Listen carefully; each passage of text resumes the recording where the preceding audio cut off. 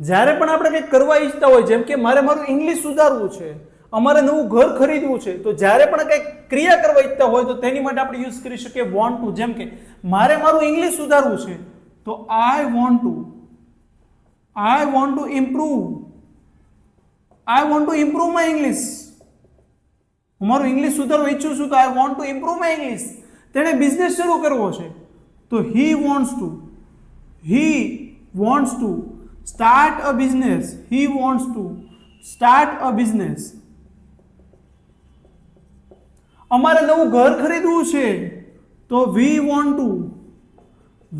Two buy a new house. અને હું અંગ્રેજી બોલવા ઈચ્છું છું. આનું આખું વાક્ય તમારે કોમેન્ટમાં જણાવવાનું છે. ડિટેલમાં વિડીયો જોવો તો 30 દિવસનો સ્પોકન ઇંગ્લિશનો કોર્સ આપણે યુટ્યુબ ચેનલમાં ચાલી રહ્યો છે, તો એકવાર અવશ્ય જોડાજો.